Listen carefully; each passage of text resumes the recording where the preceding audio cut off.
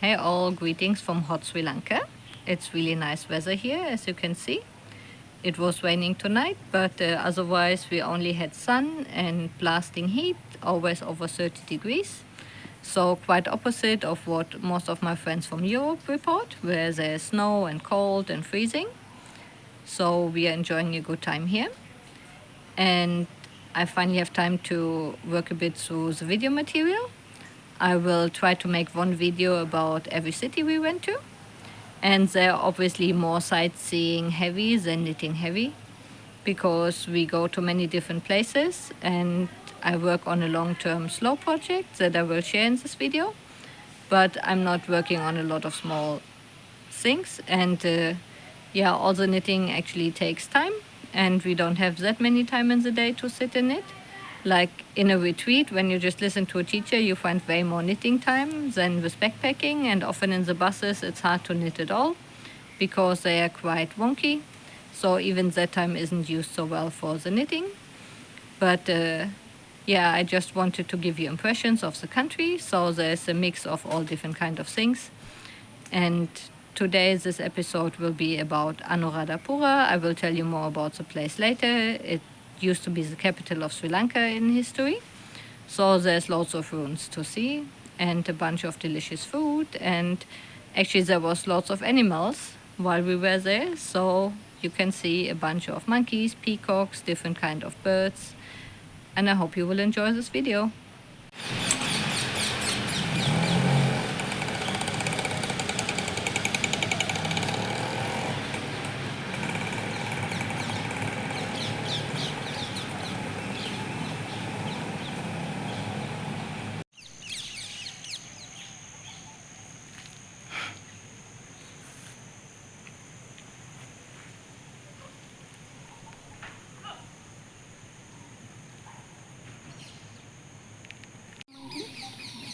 Hast ganz Haare. Du hast waschige Haare. Trägt man das heute so als modernes Outfit? Und ich schicke Fliegen.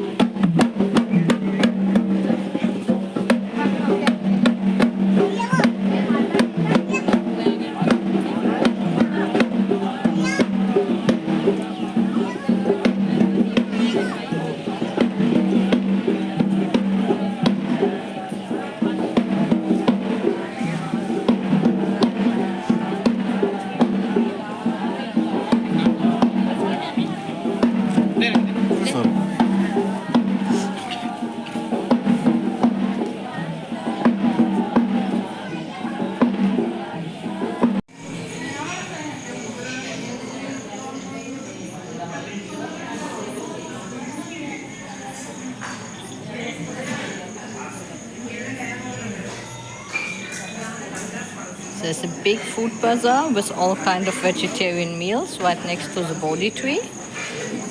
And we have ordered a bunch of stuff where we are not really sure what we are getting, but everything looks delicious here.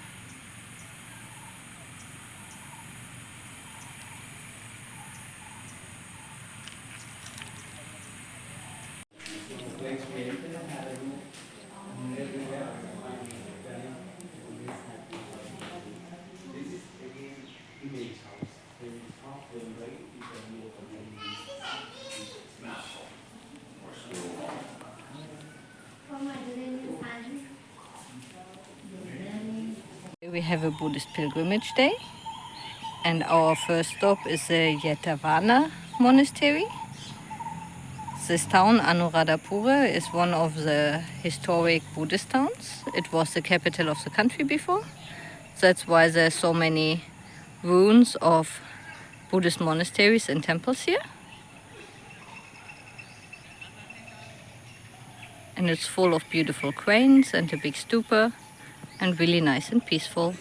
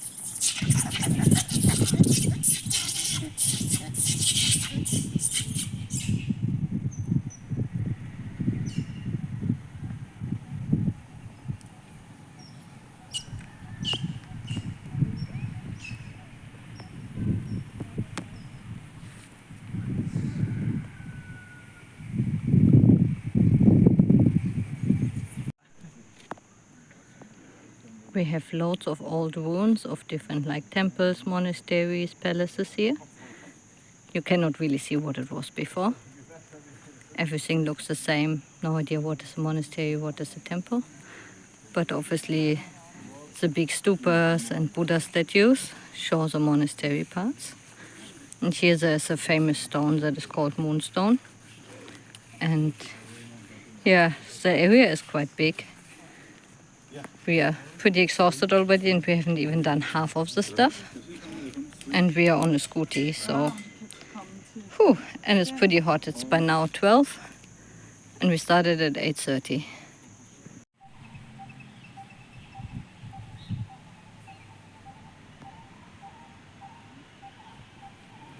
We are not just watching Buddhist monuments, but also lots of animals. It's full of peacocks, hornbills, cranes, and monkeys, as you have seen already. This is a famous stupa that is supposed to contain a relic of the Buddha, something of his belt. That's why it's even more important.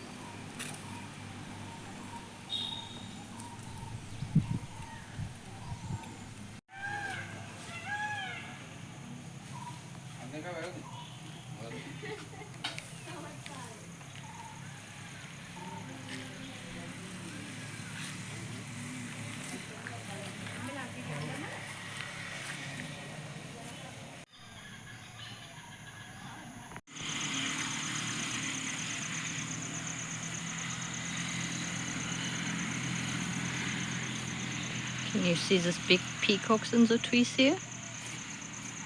Wow.